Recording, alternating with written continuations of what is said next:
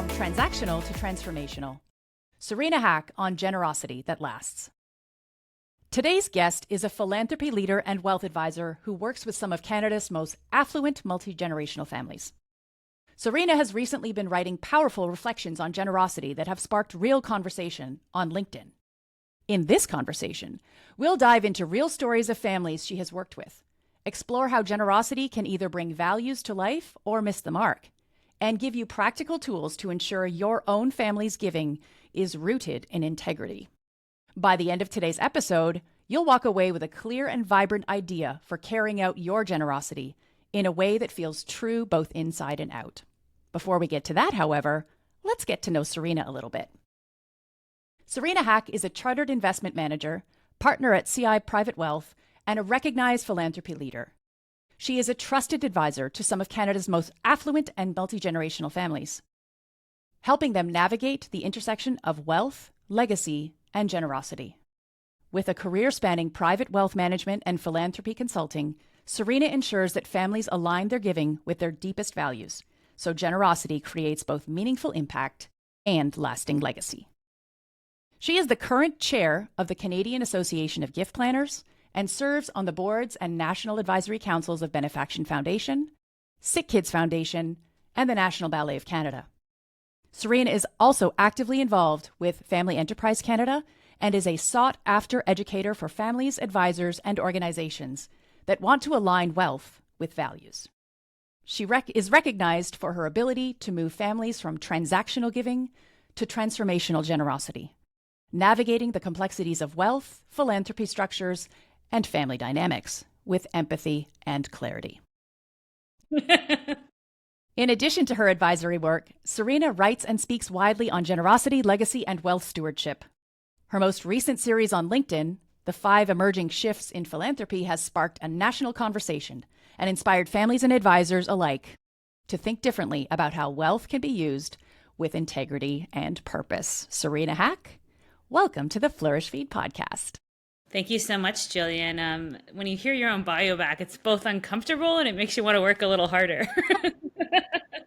Thank you so much. It makes me want to be a little more like you, that's for sure. We have lots for you to share today. And I want to know from the beginning, I mean, as it relates to those articles we just mentioned on LinkedIn, what inspired you to start sharing those reflections publicly? What brought you to this point? You know, thanks for having me. I think, this conversation, I think it's been brewing on the surface in wealth management for a really long time. And for a long time, it was a nice to have. It wasn't a need to have. And over the last, I think, 15 to 20 years, some of the, most sought after wealth managers across the country are really taking stock of the importance of talking about generosity and as it aligns with the families that they're working with. So I really applaud you, Jillian, for making a point to have this conversation on your podcast. So thank you. And it is a timely aspect for a couple of reasons. First of all, there tend to be more families now in Canada who are thinking this way, and they need somebody in their corner to start the conversation. And I'm curious if these articles have helped other advisors start the conversation, or are they a product of the fact that more advisors are having these conversations and now we're getting some really great stories? I think it's both. I think, it's a self-affirming belief. The more you have these conversations, there is this great feeling about talking about what motivates people beyond the dollar. It is something that I know to be true, and I know that you with your clients know to be true as well, Jillian.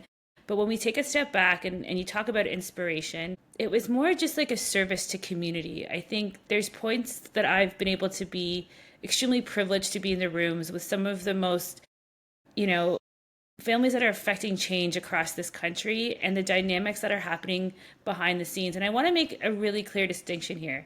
I was inspired to do it because of the idea that generosity is a primal instinct in all of us. It is something that we can all understand to be true. If we look back to the most earliest dawns of men or women, because we know we were both there, when we look back to it, we survived through the generosity of community.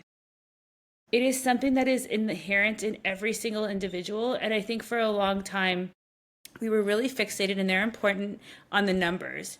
But the numbers without meaning will really never actuate to anything. And I think generosity is a really great way for all of us to come together.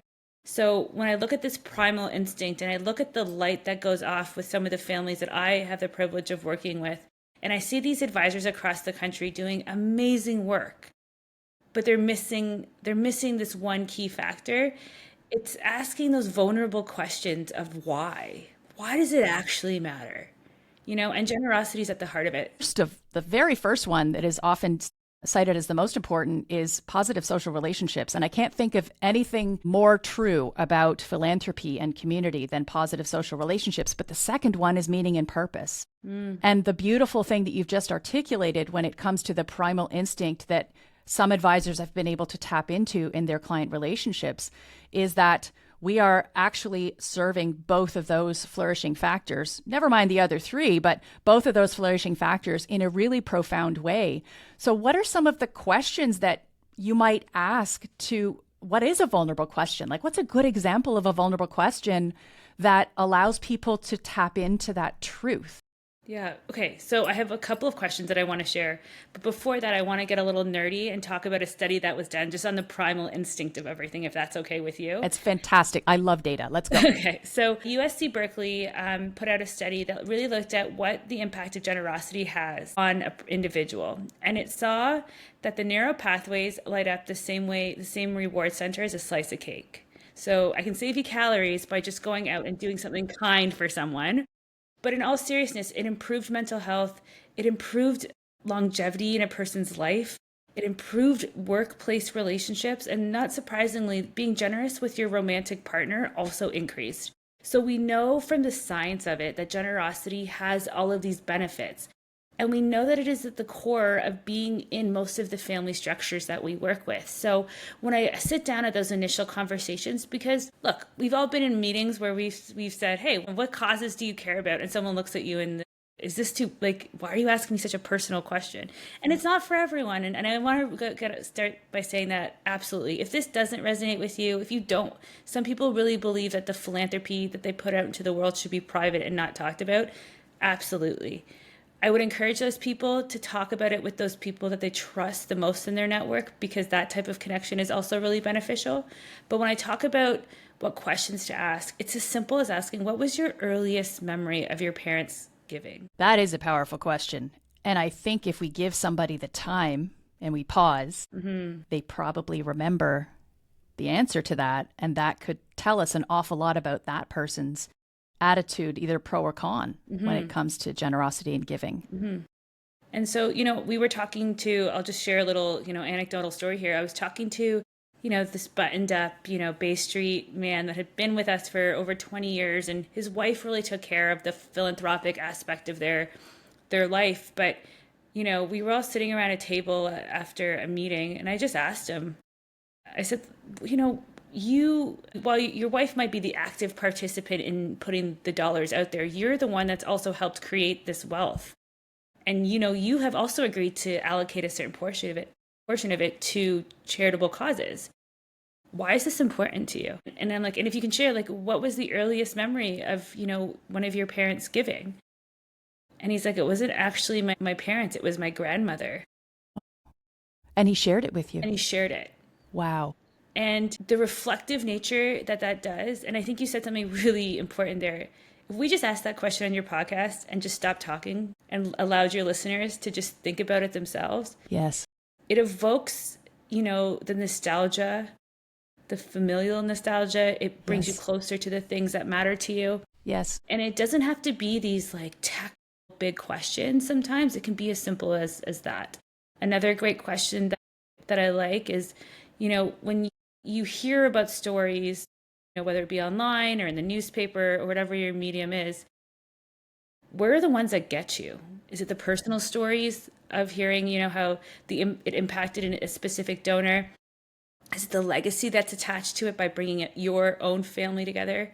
And we'll talk about this a little bit later, Jillian, but we have to remember that when we talk about generosity and charitable giving and philanthropy, the reason why I like the distinction between generosity is that generosity, again, is that innate sense of being. To me, the charitable giving or the philanthropy is the action, the external action that comes out of it. So really aligning what the internal system looks like for you, for your family, those who are doing the giving with you, and then what do you want the external repercussions of that to be? And Marvelous. So that's really important as well. It is. And when you're talking about I think the primal story of that. Having either time or money to give, as you say, is an action that almost comes long after the biology, long after the neural pathway. The generosity of doing something kind for someone else, that's where the value or the values kind of sets in. The rest is a follow-up activity that can be carried out in a wealth management conversation. But in order to carry that out, you have to effectively tap into that generosity gene first. Is that safe to say? Is that the way that you would structure these questions? I think understanding what's motivating at all points in anything that we do in wealth management is extremely important. We've seen this, and I'm sure we've seen this with our own practice, Jillian, but I'm sure you've seen it as well. Sometimes people really just want to get, a certain amount of dollars in their portfolio and they'll feel successful. Yes. But what we see also happen is that, if you abandon this element of your own person, you get to the age where you've made it, but then what? But then what is it all for? Maybe you've raised great children, or you've, had a great career where you've created lots of opportunity for those around you. And then you're kind of, creating a new opportunity to, what is your story going to be when you're no longer here? And thinking about it continuously is like exercising, right? Yes. You can do it at the end, and I'm not saying great things haven't happened when people have retired and decided that they want to start giving in different ways and all of those things. But if you start doing it, when you're 20, 30, 40, 50, imagine how refined you are at that point. Yes. And I think the other piece of that is if you have this generosity muscle that you flex, and then it turns into an action of philanthropy and giving that you flex, I imagine you're probably feathering a nest that has those aspects of flourishing from a much younger age. The aspects of feeling connected to something larger than yourself, which would be positive social relationships, the meaning and purpose, but also you mentioned earlier, the physical health, but most importantly, the mental health aspect of what that feedback loop feels like when it comes to generosity. I think you really tied it all together really well. And I think also it exposes you to a different type of community as well, right?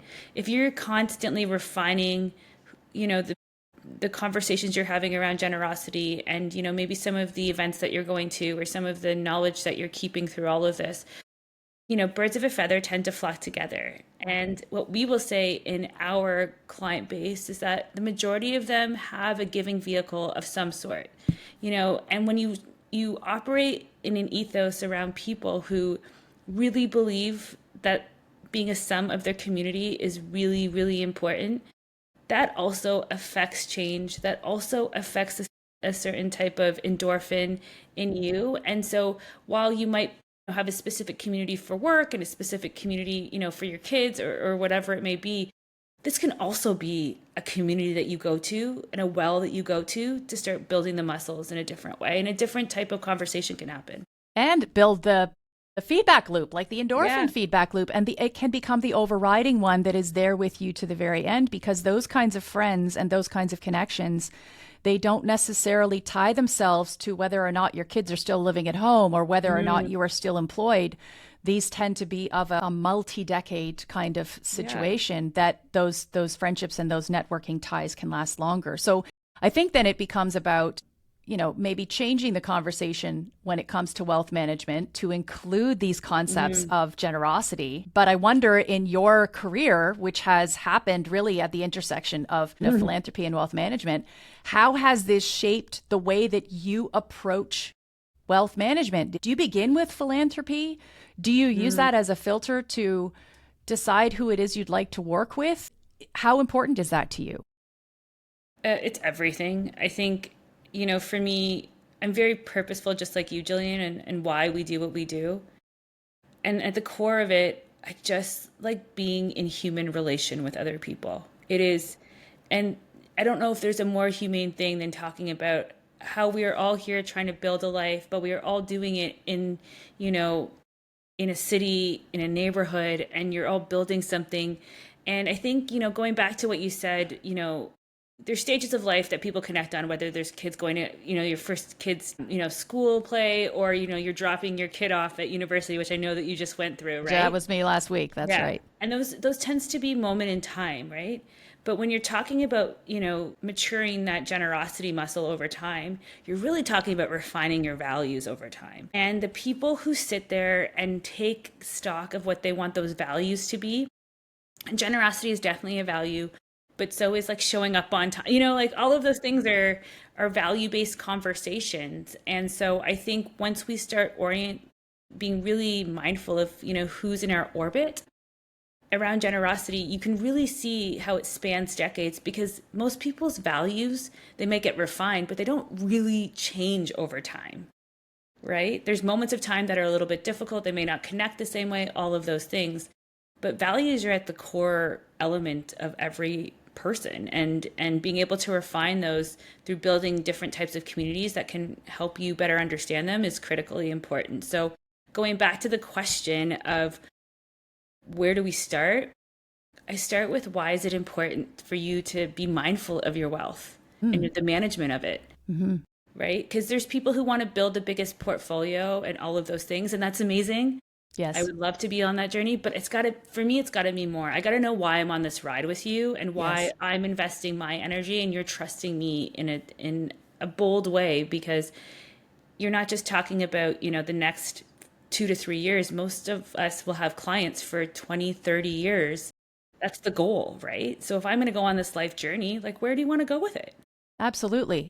Do you think that there are, in your experience, different kinds of clients who come to the generosity muscle later, once they're fully secure in their own wealth and they know they have enough? Because I know there's also a lot of studies that have been done in people's earliest memory of money being negative or traumatic, and that can result in a different relationship with the action of giving, because there is a traumatic relationship with not having enough. Have you seen transformations take place later in life when there is that moment of exaltation that I have enough, and then there is a deeper conversation? Or is it more often that it starts from a very young age, or is it both? I think it can be both, but I think you hit a nail on the head here. We tend to work with business owners who have built something, or, executives. And when we look at that and look at the families that they come from, we call it the pyramid of clarity. Making sure that your financial self is whole and that you're not going to run out of money, and then looking at what the people that you love, how are you, if you want to take care of them, how are you taking care of them? And at the very top, we call it impact or community. Like, what else do you want to do? And it doesn't have to be because we love generosity and charitable giving, it doesn't have to be that. But what is the other thing that you want to build in your life?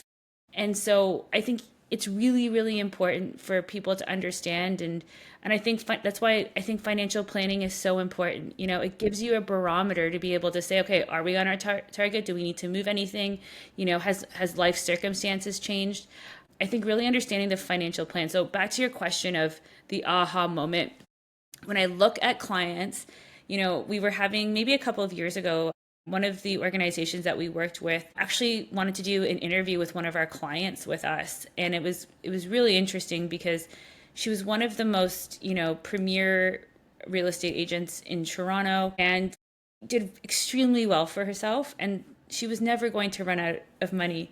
But we're sitting there doing this interview, and she looks at me and she goes, Serena, it was only just before I made this donation that I realized that I wasn't going to have to eat cat food. Yes, I've heard the cat food story from other people And before. I'm sitting there, I'm like, okay, we have our meetings, you know what your portfolio looks like, we talk about all of your opportunities, you travel, all of those things.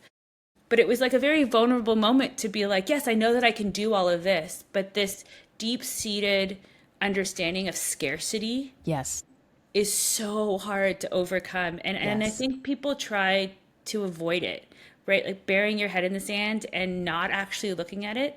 I think acknowledging the fear is one of the greatest first steps you can take, because most of us feel like we don't have enough, right? And that is why we work hard, and that's why we build. But how do you start appreciating that you have probably more than enough at a certain point? And how do you start thinking with abundance about, like, what could you possibly be doing if you knew that there was enough and you truly embodied it, and then you acted as if you could have that abundant impact on the community or the people that you care about most. That's a big mental mind shift to move from scarcity to abundance. Obviously, that's like two very, very clear ends of the spectrum.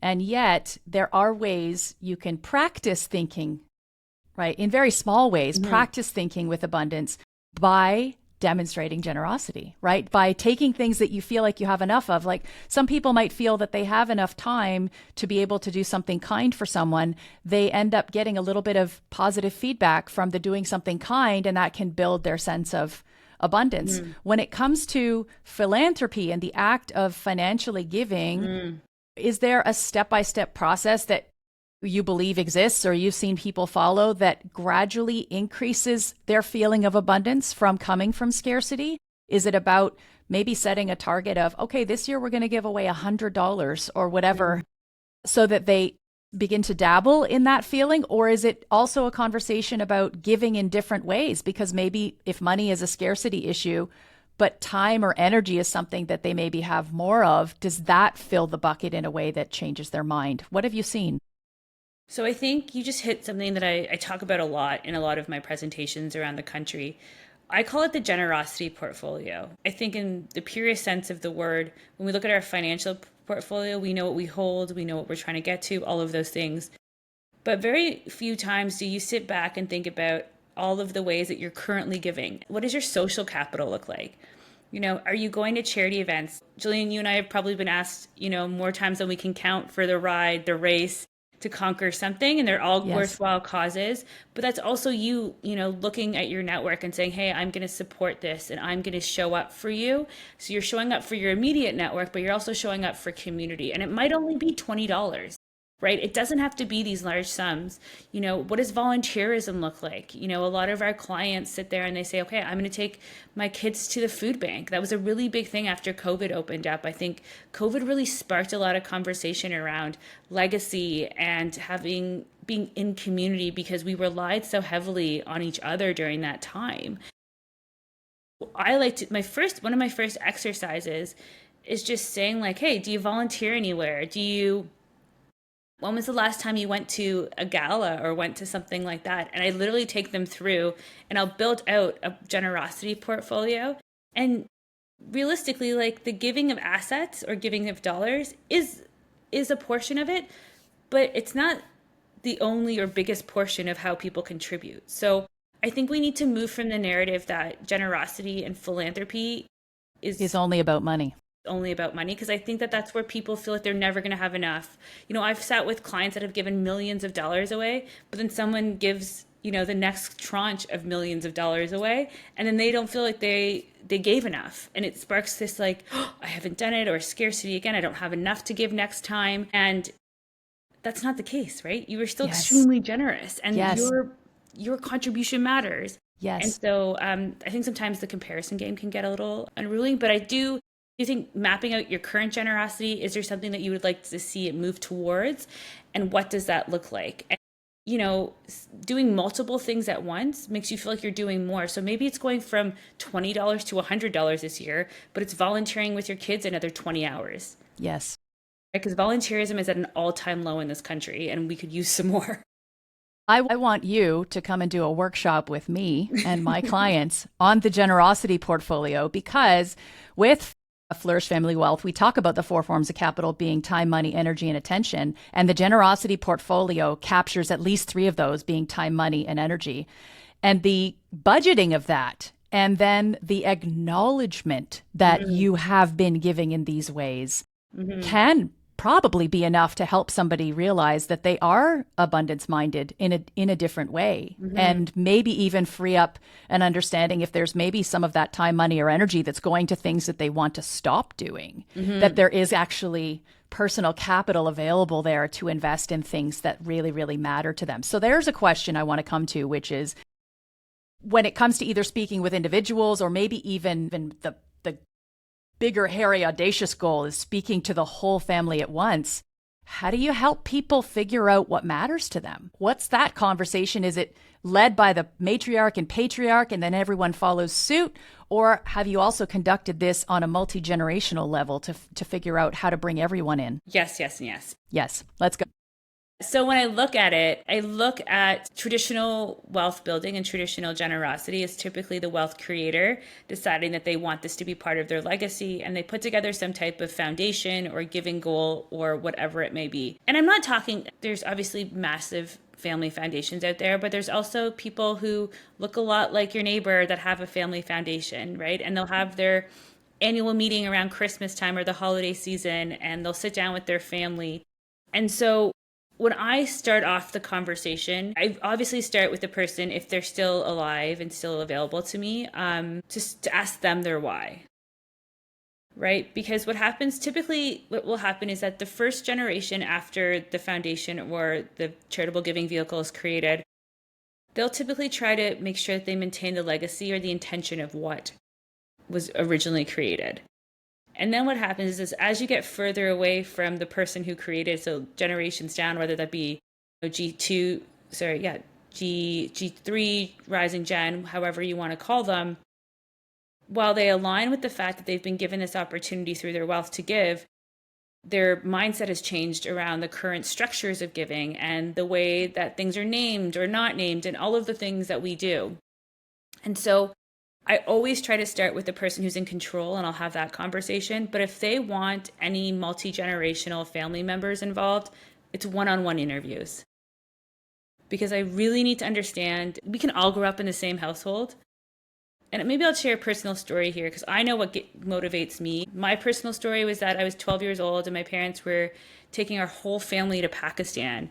And I was so excited. My brother, my sister, and I, we had, back then there were no iPads or Kindles or anything. We had to pack all of our school books because we were leaving for a month in January. So we brought them all to Pakistan. So we had school for a couple of hours a day.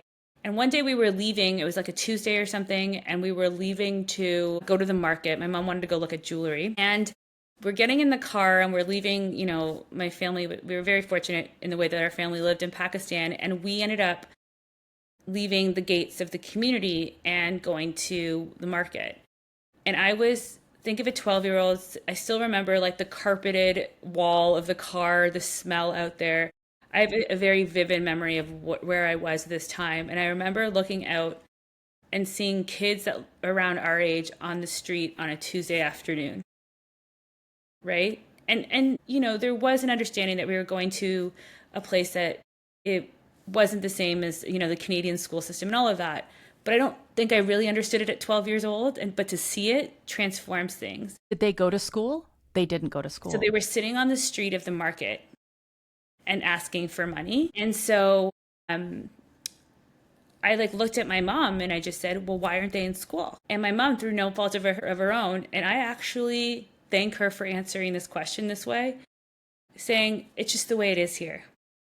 Because we were moving and she was trying to get 3 kids out of the car, and we had never been outside of, in this massive market. And I remember being so dissatisfied by that answer. Right. And I didn't know it until I was probably in my early 20s after I graduated from university. And so for anyone listening, I really want to stress the fact that everyone's moment of understanding that they are part of something that is bigger than themselves is different. So having those one-on-one conversations with, the person who started an organization or a foundation or a giving vehicle, and then having it with the grandchild, they're going to see things so differently, and all is valid. That is brilliant. So I think if you want to succeed, you have to leave room for evolution.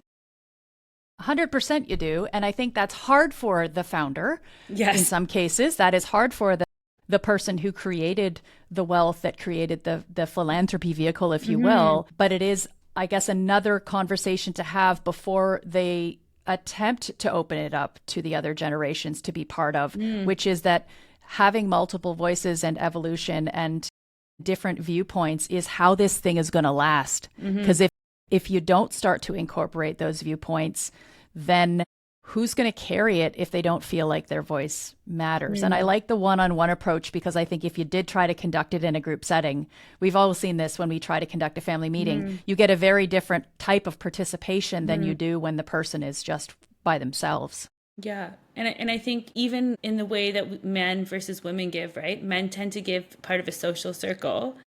Women tend to give because they want to be in community of that social circle. And so it's understanding, and there's no judgment here. Like, where is the ego involved? Are you doing this because you do want your name on a building so your grandkid sees it long term, right? There's no judgment here. And understanding how much ego is at play and how much you're willing to, and for that evolution to happen, Jillian, some of the more primary, I'd say, wealth holders or wealth creators in a family might need to maybe take a pause and say, okay, I'm okay with maybe not putting out my full opinion until the people who necessarily haven't had the stage as much are telling me what they think. And I think the more successful, and the other thing I will say, Jillian, too, in this, is that people think that philanthropy is this fix-all for everyone. So they think, okay, I'm just going to put my grandkids or people who are going to be inheriting wealth into the philanthropic side so they can deal with the charitable dollars of what's happening. Meanwhile, not actually talking about what is happening at a family systems level. So the one thing I always say is that if there are problems in how wealth distribution is happening on the management side of things, they're not going to go away just because you're talking because you created a charity. Yeah. Right? They're going to come up.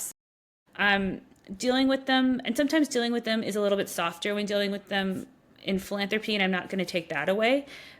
But I think it's really important on those one-on-ones. And then, understanding, because I guarantee you too, they will overlap more than they differ.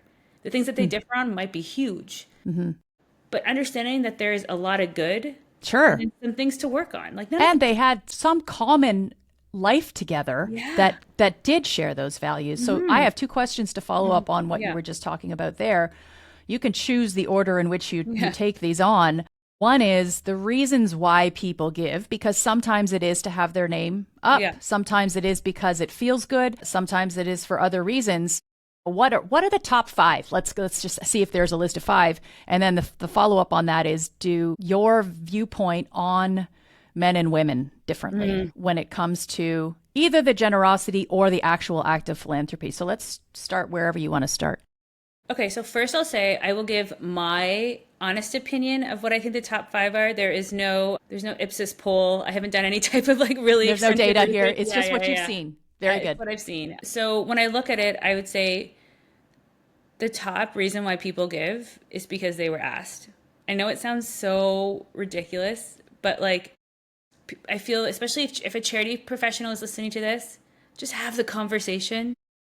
Most people will give something if they're just asked. So they were just asked by the right person at the right time. A lot of it is in legacy or in honor of someone they'll give to. Another thing is that, one of the things that I talked about earlier is women being in community. And maybe these will overlap. Overlap a bit. But the Toronto Community Foundation did something that was really, really great. They brought together women around Toronto, and it was called the Women's Collective. And they took them on this learning journey, which I love that phrase, but that's another side. But they took them on this learning journey of some of the most prevalent issues facing women in the Toronto community. And these women didn't know each other, but they were all kind of in an age and stage of life where they were looking for a different type of community. Because as you know, life changes in stages. Some people had partners were no longer there. Some people retired. And these women found each other, right? And so, yes, there was a bigger cause and they were part of the community and they did all this stuff, but they also created their own community through this. And so women tend to give, and what we've actually seen is things like giving circles get popular again. Women coming around a table and sitting and saying, hey, let's talk about the top 3 shelters in the city and let's pick one after a dinner to give to. And simple things like that have been coming up really, really prevalently. And then I also think another big thing is, you mentioned at the beginning, philanthropy and generosity are becoming bigger conversations with wealth advisors. Because as assets appreciate, there's strategic planning that can be done that we all know about. There's tax savings to be had, yeah. So you'll, especially with given how big assets are now, it's not the number one reason, but it's definitely a reason up there that minimizing tax strategies is a great way to do this as well. And I guess the last one, I think one of the last ones is what we'll see, and goes back to what we were saying earlier about internal systems. A lot of people are using these charitable giving opportunities to have these deep conversations with their families. And so they're giving, maybe pools of money to their kids to be able to give.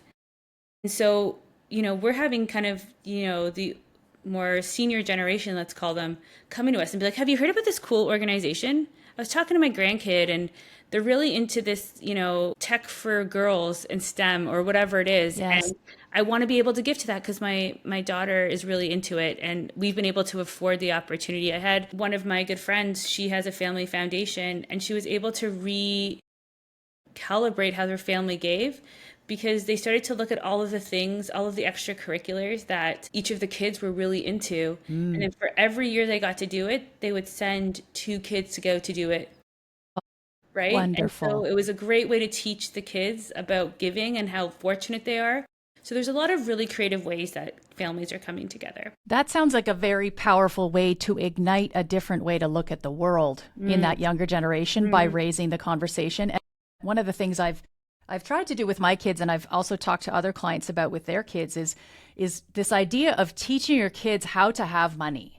Like teaching them how to have money, because if you don't learn how to have money, as soon as you get a paycheck, you might spend it all, and then you find yourself in that loop of working paycheck to paycheck. The same thing is true of money that you might get gifted, and the same thing is true of learning how to have money that you don't use for yourself, that you learn to give to others. So I really like that idea of affording a little bit of the annual grant, maybe, so that the child or grandchild engages and seeing those different layers of what we all have in our algorithm, right? Because the 12-year-old is going to have a whole different set of information that's flooding at them that is not going to be coming at the 70-year-old. No. And yet the validity and the power and the impact that can be had is now, maybe it's 3 or 4 times because we're getting information to the different age groups through, whoever's out there asking, which I think is really important. And maybe I'll share this story with you, Jillian. I don't know how much time we have left, but I think this is a great story that I heard from one of our advisors across the country. He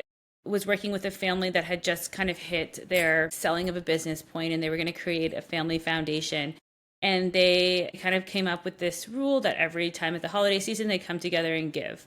And it was a blended family, and because they met later in life, they didn't have that kind of, 12-year-old story that they could go back to. They were creating these memories today. And they came back and they asked each of the girls to go and select some charities that they wanted to give to. And the one daughter came back and she said, I want all of it to go to this church. And they weren't necessarily the most religious family, the mother. And so the stepmother was like, absolutely not. We're not giving. And the advisor said, no. Before you said no, understand why she is asking to give. And it turns out she went to school for the first year and suffered massive anxiety and depression. And she found solace by going and talking to the priest. Wow. And they had no idea. Did that melt everybody right then and there? I mean, that has to be. I think it melted, but it also showed you that the gifts that are given through the ability to have these deep conversations, that I think what was so great about it was that I don't know if she would ever have shared that story Otherwise. Yeah. Right? Yeah. And because it takes you out of yourself enough. Yes. That when they asked the why, she felt comfortable enough because it meant that something greater was going to happen. It wasn't just her sharing her story. Yeah. And that's a good reason to share that story now, because there can be impact from the gift that she wants to give to say thank you. Yeah. That is brilliant. I have one more question for you before the sign-off question. Of course. And that is, if you could leave our listeners with one sentence or one idea to guide their giving journey with integrity so that what ends up happening is tightly tied to what they meant to have happen. What's the takeaway? What do you think is that idea that we can take with us today? Make sure you're investing in the internal structure of how you're giving as much as you're investing with the external of what you're giving to. And what I mean by that is that a lot of times we as wealth managers, or we as people who are stewarding some of, our great clients, we're so focused on what's happening inside the family that sometimes the gift becomes an afterthought. And we don't necessarily talk to the charity enough about you talked about to actualize the gift in the way. So we can think that the internal system that we've created is amazing, but when you go to the organization, like, well, we can't accept this, or we don't have the capability to take on this much reporting and all of these things. So how are you being intentional about spending the time on the internal systems and building something great, but then also going back and being like, who are we actually trying to help here? Like, never forget the people who are benefiting from your generosity, because it is about you and it is about your family, but don't forget the other ecosystem that's happening at the same time. Sure. And then that process, if you can have a foot in both camps, should start to really create an identity for what that foundation is and is doing that is beyond the family itself, but larger. That's brilliant. Thank you so much, Serena. My last question for you today, and this is the question I ask every person on the Flourish Feed podcast to finish with. I want to know about something called your moment of bliss. And what a moment of bliss is the thing that lights you up, that makes your heart sing, and think of it as maybe even the opposite of a pet peeve, or the thing that you look for in your day where you go, okay, everything is all right. My system is working. What's your moment of bliss, Serena Hak? Oh, you're gonna get me a little verklempt here, Jillian Stovall Rivers. I think it goes back to what we talked about why we do what we do. I love seeing the humanity in every day.